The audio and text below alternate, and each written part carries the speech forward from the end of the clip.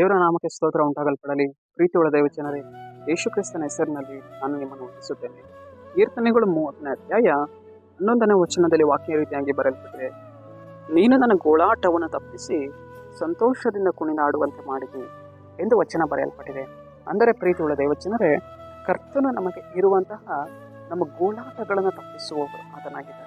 ಇವತ್ತು ನಮ್ಮ ಜೀವಿತದಲ್ಲಿ ನಾವೇನು ಮಾಡ್ತಾ ಇರ್ತೇವೆ, ಕೆಲವೊಂದು ವಿಚಾರದಲ್ಲಿ ಕಣ್ಣೀರನ್ನು ಸುರಿಸ್ತಾ ಇರ್ತೇವೆ, ವೇದನೆ ಪಡ್ತಾ ಇರ್ತೇವೆ, ದುಃಖವನ್ನು ಪಡ್ತಾ ಇರ್ತೇವೆ. ಗೋಳಾಟ ಅನ್ನುವಂಥದ್ದು ನಮ್ಮ ಜೀವಿತದಲ್ಲಿ ಹೋರಾಡಿಕೊಂಡಿರುತ್ತೆ. ಆಗ ನಮ್ಮ ದೇವರು ಏನು ಮಾಡುವವರಾಗಿದ್ದಾರೆ, ಸಹಾಯ ಮಾಡುವವರಾಗಿದ್ದಾರೆ. ನನ್ನ ಮಗಳು ಗೋಳಾಡ್ತಾ ಇದ್ದಾರೆ, ನನ್ನ ಮಗನು ಕಣ್ಣೀರನ್ನು ಸುರಿಸ್ತಾ ಇದ್ದಾರೆ, ನಾನು ಅವರಿಗೆ ಸಹಾಯವನ್ನು ಮಾಡಬೇಕು.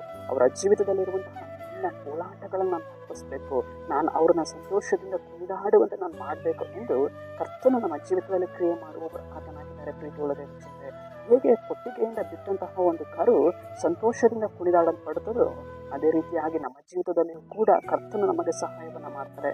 ನಮಗೆ ಇರುವಂತಹ ಒಂದು ಗೋಳಾಟದ ಬಂಧನವನ್ನು ಕರ್ತನು ಮಾರ್ಪಡಿಸುವವರಾಗಿದ್ದಾರೆ.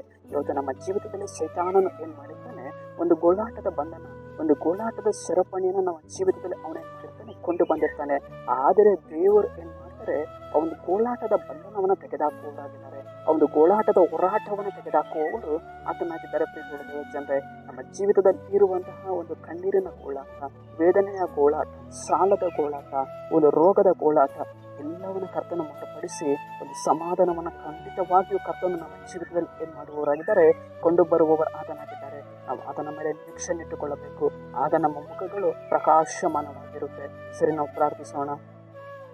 ನಿಮಗೆ ಸ್ತೋತ್ರ.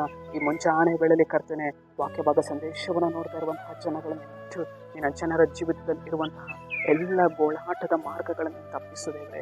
ಸಂತೋಷದಿಂದ ನಿನ್ನ ಜನರು ಕುಣಿದಾಡುವಂತೆ ಸಹಾಯ ಮಾಡು. ಅದಕ್ಕಾಗಿ ಸ್ತೋತ್ರ ರಾಜ, ನಜರೇತಿನ ಯೇಸುವಿನ ನಾಮದಲ್ಲಿ ತಂದೆಯೇ, ಆಮೆನ್.